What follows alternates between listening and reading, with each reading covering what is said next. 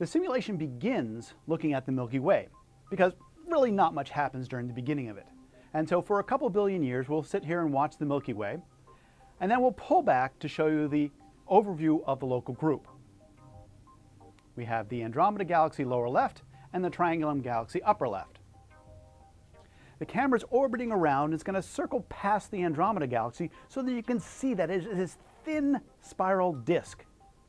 But those spiral disks are in jeopardy because about 3.9 billion years from now, smash! The Milky Way and Andromeda are going to pass right through each other. Those disks are going to get destroyed. We're going to pull out these big long tidal tails, and eventually the two galaxies are going to come back together again, smash one or two more times, and merge together to form a single galaxy. It's been colored yellow in this visualization here because elliptical galaxies aren't actively making stars. They're mostly old stars, which are more yellow, whereas the spiral galaxies are colored blue because they are making young stars. And you can see the bar of our spiral galaxy orbiting around, and you can really see that it has a barred shape as things go.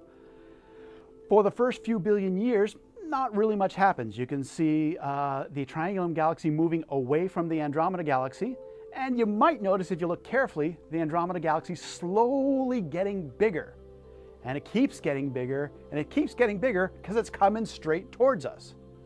And round about 3 billion years, it starts to take up a pretty large chunk of the sky until finally it swoops and crashes through. This is the view from inside the galaxy of the collision. The Andromeda goes away and then comes back for another pass.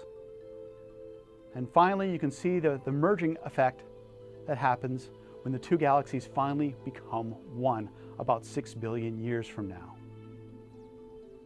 You can see the Triangulum galaxy just orbiting around the merged pair as it moves across the night sky. So here is the night sky as we see it today, the plane of our Milky Way and Andromeda. And you go a few billion years into the future, Andromeda is going to get kind of huge. And then Andromeda is going to come crashing through, being the time when we're going to see essentially two Milky Ways on the sky.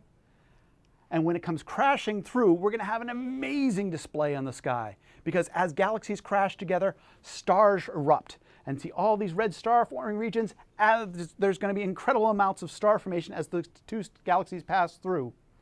Andromeda is then going to distort, will develop those big long tidal tails as it moves away from us. And then the two galaxies will come back in and finally merge together.